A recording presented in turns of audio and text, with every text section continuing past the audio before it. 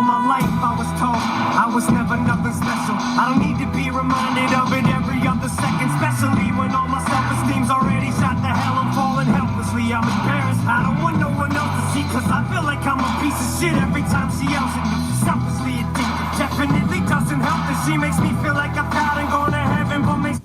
Welcome, ladies and gentlemen, to a whole new... What is this? God's Honest Truth. We're back. It's been a while since God's Honest Truth. I've done this, and it's probably not going to be that long. It's going to be quite short. Today, all I want to talk about, really, is what you just heard. That was Eminem, his new album, Revival, one of his songs, Tragic Endings, featuring Skylar Grey on the vocals. Well, not really the what did I just say? Not on the vocals, I apologize. On the chorus, sorry. Well, she does have vocals, but on the chorus. This is M's 9th album. It's his first solo album in the last 4 years, I believe.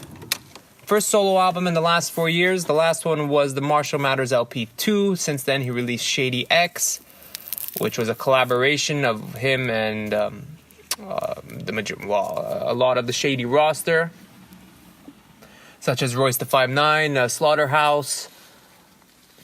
50 was 50 Cent on there? I don't think 50 was on there. But quite a few people were on there. Yellow Wolf was one of them. Then he also released the soundtrack to Southpaw, the film starring Jake Gyllenhaal. Also, just a wild collaboration of people, but he produced it. He had quite a few songs on there also. But this is his first solo project since the Marshall Mathers LP 2, which was actually pretty good. I enjoyed it. I thought it was a nice little follow-up sequel to the first album that really made him famous and that made him known to the world. That was actually his second album. The first was Slim Shady LP and then the Marshall Mathers LP. So this was supposed to be his sequel. But now he's back with a new album, Revival, as I said. The theme of this album is who the hell knows. Let's be honest, and if I could just say one kind of clever slogan. He started with this back in the day when he said, will the real Slim Shady please stand up? And unfortunately, I'm going to have to go and say, will the real Slim Shady please sit down? I've been a huge fan of Eminem. He's the reason I basically listen to rap. If it wasn't for him, I probably wouldn't know anything about the rap culture and the music. I don't know why. Him and Dr. Dre happened to be the first ever people I ever heard. So for me, Eminem has a special place in my heart, especially when he releases albums. I'm always excited and I'm always interested in hearing what he has to offer. Especially in especially with this album. His first song he released was Walk on Water, I believe, with Beyonce on the chorus. I thought it was pretty good. It was very self-aware. He was acknowledging all his faults and how he's evolved and how he's grown as a person, which I guess that's pretty much every Eminem album. He's always talking about the same stuff, how much he's evolved and how much he's grown. You start to wonder how much can you actually grow, like in 4 years? How many times do you grow? How many times do you change? Because apparently he's a man of many faces. But I digress. Revival is a mixed bag. I'm gonna just go ahead and use a Donald Trump term since this album is technically political. This album is a mess. It's from start to finish. It starts off of self-reflecting. He kills it with his second song, Believe. He has the third song is pretty good. The album in the beginning, it starts off pretty well. It's like you're getting Eminem and his flow. The beats are the weakest part regardless of from number 1 to 19 of this album. I don't know who produced this. I heard it was Rick Rubin and multiple other people, but a lot of these beats, first of all, he's not even on key. He's all over the place, whether he's yelling or for some reason trying to sing. And if he's not trying to sing, he's trying to use accents that don't even fit with the beat. And I appreciate the accents. I think they're clever, and I understand where they come in. But for the beats that he's rapping over, these accents just don't make any sense. So the majority of this album, like he starts off, he's pretty good. His flow's there. He's a wordsmith. We all know that. He's able to rhyme practically anything and make it sound cool and make it sound clever. He's also probably he's considered one of the best lyricists, and he proves that early on. Until we get to like the later portion of this album, and he just starts talking about Trump and politics. And listen, I was a big fan of when Trump was campaigning. I don't hate him. I really don't give a shit what he does. Because I'm Canadian, we all know that, and it doesn't affect me. But at the same time, I find it funny how everyone's all up in arms with everything Trump says. But really, what's the difference between what Trump says and what fucking Obama did? Or what George Bush did or said? Or either of these guys did or said? Nothing. Nothing's really fucking changing. He's suggesting these policies, but none of it's really going anywhere, really. Anyways, I don't want to get into politics, which is something that Eminem should have done also, not get into politics, especially when he doesn't really understand the gist of it. And at the same time, I don't quite understand why he's pissed off. Why are you pissed off at Mr. Trump, sir? I don't remember Trump ever doing anything wrong to you. You seem to be angry for everybody else that should be angry at him. You're angry for the NFL for what he said to them. You're angry for the troops for what he said to them, which is understandable. America stands up for the troops, so that one's chill. The NFL thing, a bit weird. He's standing up for his friends who've apparently been assaulted. I haven't heard of any of those news of Eminem's friends being attacked, and by friends I mean the African Americans, which is cool. He has a song where he does speak as from the point of view of an African American and how he would feel if he was one, and being under those circumstances that he's seen or heard of or had friends that were a part of, or such as police brutality, shootings on the street, violent killings for no reason. So he raps about that, but really what he's really rapping about is nothing. Because he's not saying anything new. He's not saying anything clever. He's bringing up that Trump likes his Fox friends over there, that he's the only network he'll talk to. Brings up his fake news. He brings up how he's always on Twitter. He brings up how he should not be in the White House because he's going to have his finger on the button and he's going to blow everything up, which everyone says, but he fucking hasn't done yet, apparently, which we all thought he would do by the end of his first year, sorry. So M's really just bringing up things that we already know, and he's not really rapping anything new, and he's not bringing anything new to the table. But as much as he can rhyme everything with whatever he's saying, and as clever as it sounds, it's really boring. There's 19 tracks on this album, I believe. I'm almost 100% sure there's 19 tracks on this album. If there's not, the hell it fucking feels like there's 19 tracks. And after probably the 5th track or the 4th track, whichever song it is where he... and Alicia Keys on the chorus, his song, I believe it's called Unbreakable. It's where it starts to take a wrong turn. That's where probably the album should have been scrapped. Look, like I said, I'm a huge Eminem fan. I'll always be a huge fan of his work. But the last song on the album, he makes a suggestion that he's done, he's retiring, and he's going to spend it with his kids and his family.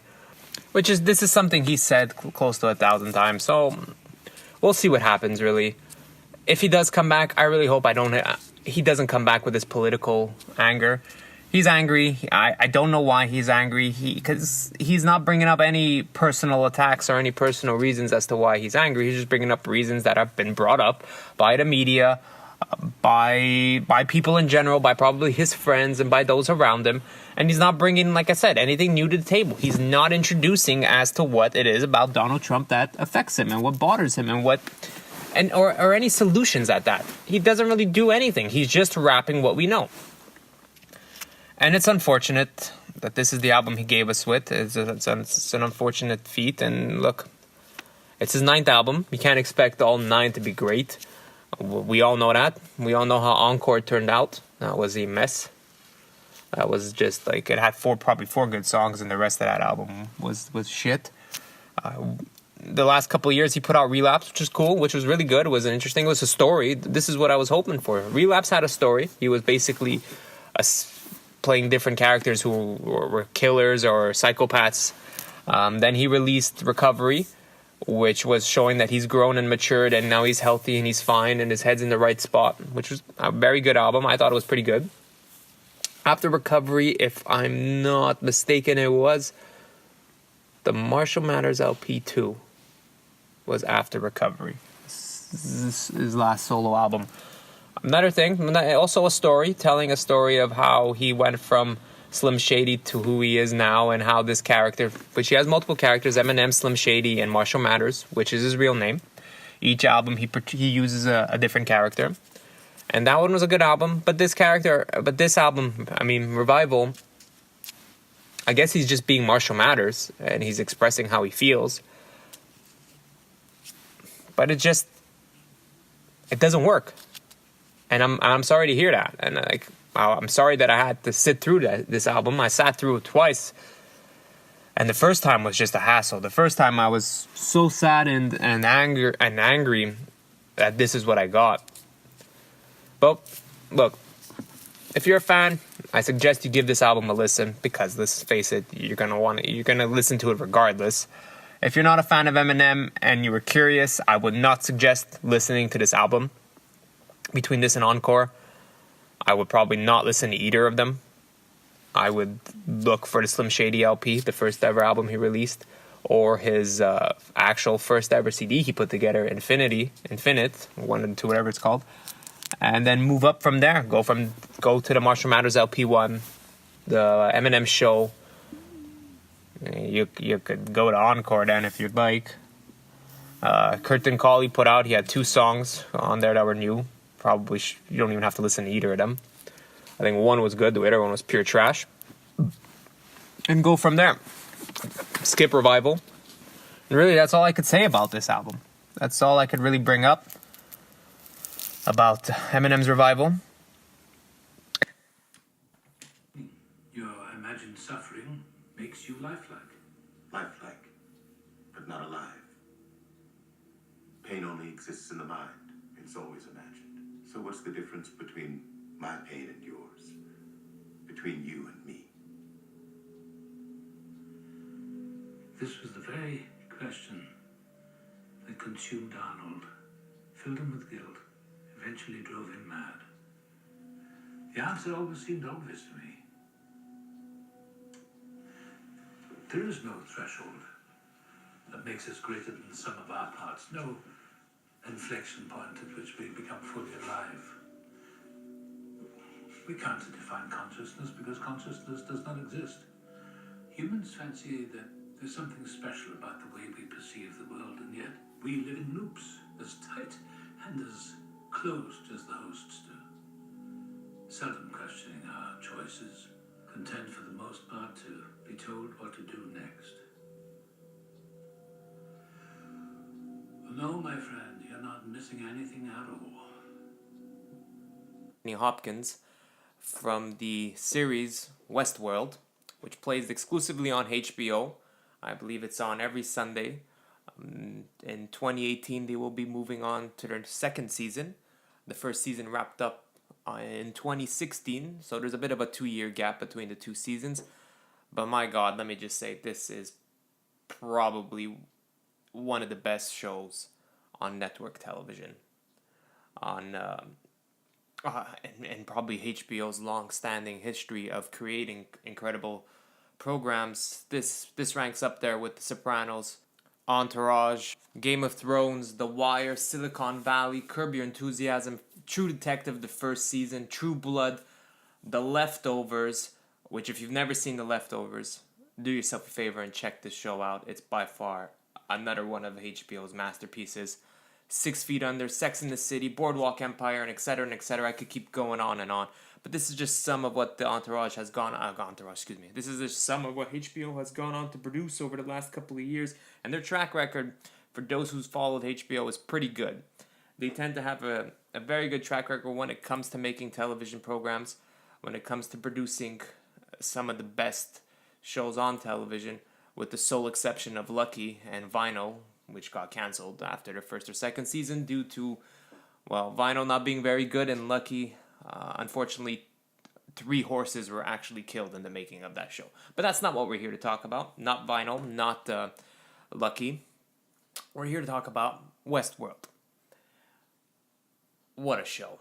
I know I said that in the beginning, but from top to bottom, this is the type of show that you need to pay attention to. This is the type of show that once you're hooked, once you're watching, you're not giving up. You're not spending a second thinking of anything else, because the ideas and the concepts that they present to you are so in-depth and so deep within the human mind and what's going on in our society today, and how, as people, we feel in our everyday lives, that it allows us to think and step back and wonder and ponder are our lives any different than what is being portrayed in this actual show, which is all scripted and dialogue and etc. And then everything has a scene, everything has a third and fourth and fifth. I'm not sorry, a first and second and third act. Everything has a purpose that's going on, but at the same time, it's posing the question of do our lives not have that very same purpose? Not structured in a film's in a film in a thematic in a film way in a cinematic way, excuse me. But at the same time, it's still structured in that way. First act, you could say, in our lives is we grow up. We're babies. We grow up to our teens or adults, adolescence, you can call it. Second act would be us from our teens until when we become adults. And the third and the final act is obviously when we're old and then when we die. And this is exactly what this show does. It produces and it creates a world that exists in this nature and in one that allows us to question whether or not we're wasting our time in this world. Are we not putting the effort that we should be putting into creating and into doing things that will probably make this place a better place, or just to inspire ourselves and to give us meaning and to give us purpose as to why we wake up in there every morning rather than just repeating and doing the same thing over and over and over again? Now, this is a lot to take in, but over the course of the first season of Westworld, these are the questions and these are the themes that are posed and are presented in front of you. And a lot of the time, it's presented in a manner and it's said in a way where you're just glued to the screen due to the fact that Anthony Hopkins chews up every single moment he's on screen. Those who don't know who Anthony Hopkins is, he was in Hannibal, and I don't really want to explain anything more than that, because if you don't know who Anthony Hopkins is and you've never seen Hannibal and you've never seen any of his other films, do yourself a favor, check this man's work out. He's one of the best, if not greatest actors of the last couple of generations. Many of you will know him from the Thor films. He plays Odin, Thor's father.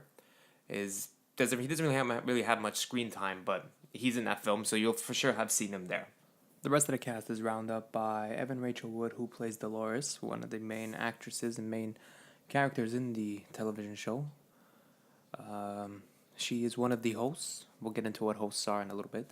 We have Thandai Newton, who starred in Mission Impossible, and she's been in quite a few programs that I'm sure some people have seen her in. Crash, 2012, the story about the film about the end of the world. Sorry. What else has she been in? The Pursuit of Happiness, Norbit, Run Fat Boy Run, and Rock and Rolla. Are some of her films that she's been a part of. There's also Ed Harris. Anyone who's ever seen the movie The Rock with Nicolas Cage and who was in The Rock again? I feel so embarrassed now remembering who this person was. The great Sean Connery. I apologize. I don't know how I forgot about that. He was also in Mother. He played the man who was married to the woman who had the two kids that appear at one point in the film. He was in Run All Night.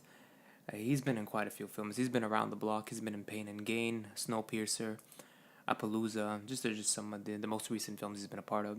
We also have Jeffrey Wright, who starred in 2 James Bond films, Casino Royale and Quantum of Solace. He played the FBI informant that helped James Bond while they were playing poker at the table. And then we have, rounding out the cast, James Marsden. Anyone who knows James Marsden, he was in the X-Men franchise, the first 3 films. He played Cyclops. He was in Hairspray, Enchanted, 27 Dresses, and pretty much any goofy movie you could probably think about. And he was in Anchorman 2, The Legend Continues, as Jack Lime. He was the main antagonist in that film. Overall, this is a phenomenal cast. They do incredible with the work that they have. Really what the story is about is it's basically an amusement park. It's not your typical amusement park, but it's for the rich. I believe it's said in the show it costs probably about $40,000 to visit this park, because what this park is at the end of the day is it's a creation or a interpretation of our world. Picture Jurassic Park with dinosaurs, but minus the dinosaurs, and replace the dinosaurs with humans, and replace the humans with robots. These are real life looking, feeling. They bleed, they eat, they sleep, they can reproduce. Okay, they can't reproduce. That last part was a lie. But they can do basically everything a human does.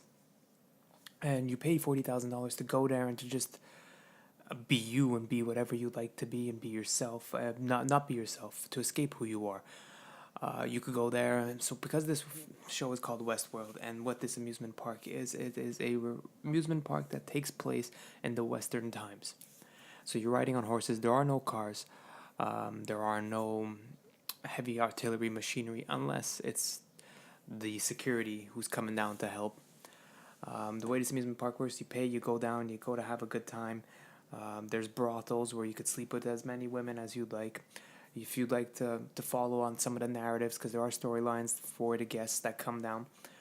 So let's just say one of the storylines is avenge or capture the most wanted man. So you and the sheriff and a couple of other of the hosts, aka the robots, go on this journey to capture the most wanted man, or to kill him, or to join a gang and to become a ruthless killer, or to become violent, mean, or to be a good guy, or to fall in love, or to just basically you're going there for whatever. The period of time that they're there for is never really divulged, so we're not quite sure how long you're there for when you pay the $40,000. The only thing that the only thing you're paying for really is the multiple storylines that are created by Anthony Hopkins' character, who's always writing a new narrative.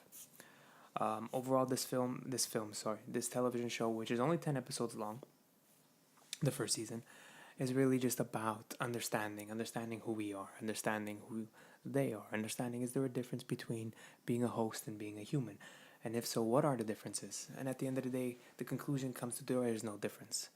We all eat, sleep, live, die at the end of the day, minus the hosts. They keep being regenerated and brought back to life by what is some of probably the best and most intelligent robotic creations, if that's even a word that I've ever seen. A lot of people, you just see the robots being put together, but this is really based off gel. This is based off a special equipment, and once you see the way, once it's revealed of how they are created, you'll suddenly realize that this is not your typical robot television show or film. This is something completely different, and this is something that at the end of the day lives around us.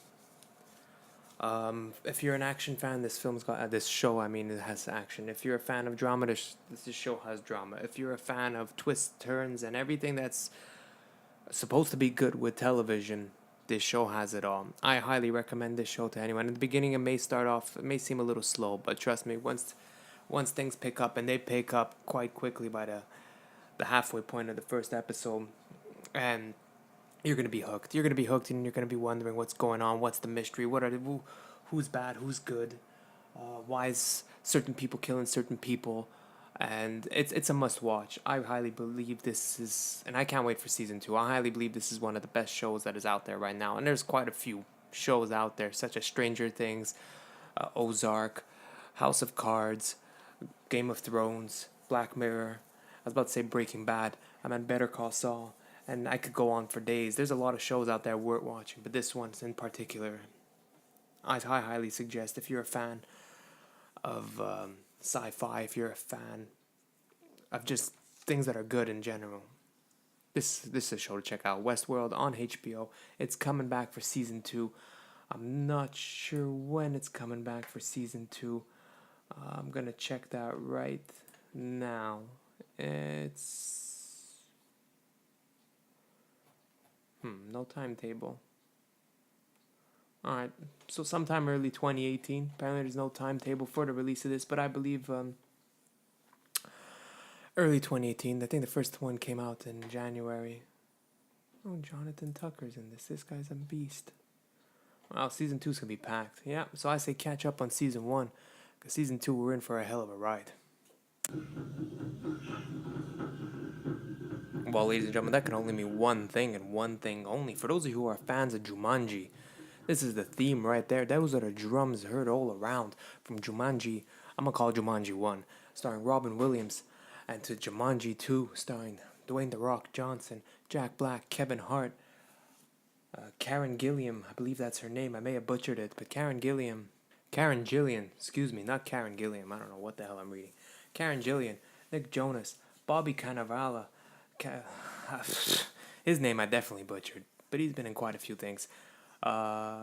Incredible movie. I thought it was fantastic. I thought it was hilarious. I thought it was a completely different film from what the first film was. The first, both called Transformers. The first Jumanji was kind of dark, if you really remember it. It wasn't really that funny. It was kind of funny because Robin Williams is there, but really, It was a pretty dark film. This one's much lighter on the jokes. It's funnier. It's hard hitting. It's family friendly. The other one was supposed to be family friendly, but I'm pretty sure I remember being afraid of it growing up as a kid. So much for family friendly on that part. But really, who wouldn't be afraid of it? We're talking about a board game that sucks you in and throws you into a jungle, and you're trapped there until you end up finishing the board game. So if that doesn't scare you, I don't know what does. I don't know. Imagine being trapped in Monopoly, and you're forced to win the entire game. I'm pretty sure you'd end up dying before you'd finish that entire game if you're trapped in it. Trying to buy all the property. Well, technically, Monopoly is like real life. So picture trying to be stuck in real life, but in Monopoly, and the only way you win is by buying almost every property around you and forcing those around you to live in it or to pay you for stepping on your property. Yeah, that would probably take a long time just to earn enough money to buy everyone's property.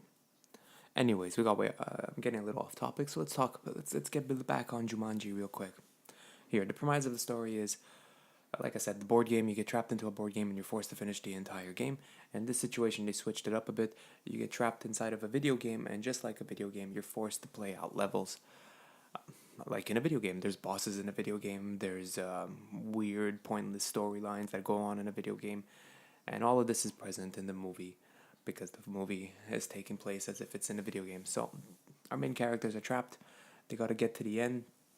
They got to accomplish what the goal is in order to get back home and to return to their timeline. Otherwise, they're trapped in here, or they die in there because you've only got a certain amount of lives until you're basically, it's game over for you. No pun intended. Overall, this film, it's the cast that really makes it. The Rock is hilarious. These characters are playing other characters because if you've seen the trailer, you know that they start off as children and then they end up picking the video game characters and they end up becoming who these video game characters are. So if you've ever played, let's just say you're playing NHL and you decide to pick, you want to solely be Connor McDavid or Sidney Crosby, you technically become Sidney Crosby or Connor McDavid. And that's what it would be in Jumanji, Welcome to the Jungle. So The Rock kills it. The Rock kills it, pretending to play a young, I believe the kid's he's in high school, so he's funny playing a high school character in a big muscular man. Kevin Hart, always funny, kind of.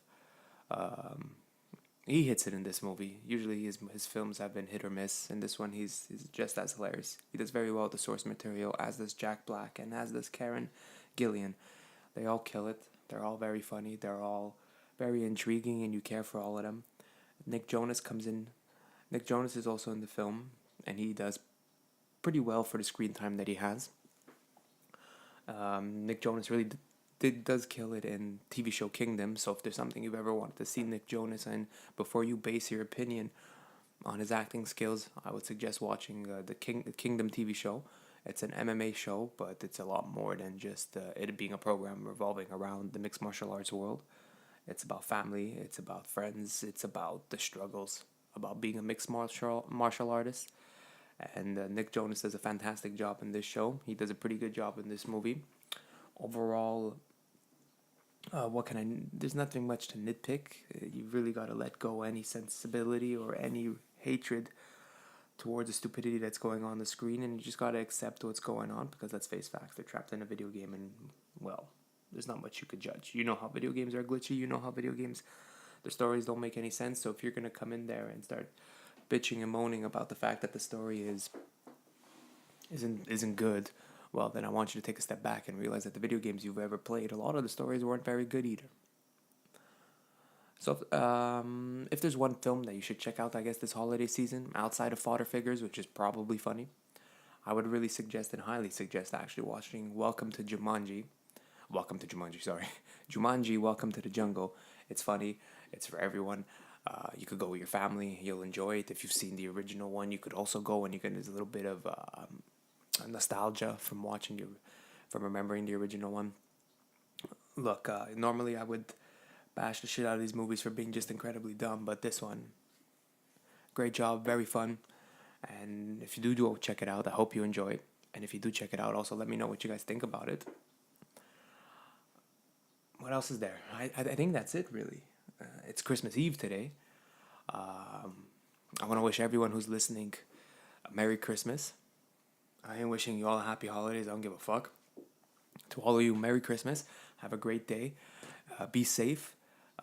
Hope you get all the gifts you want. And hopefully not. If you don't be all bitchy and moany. We're all at that age where we shouldn't even be getting gifts. You should buy yourself gifts if you need anything that you specifically want. But let's have some fun this year. This is the last week before 2018 starts. Let's see what happens. This will be the last. Well, this will be the only podcast of this week. I didn't get the chance to do another.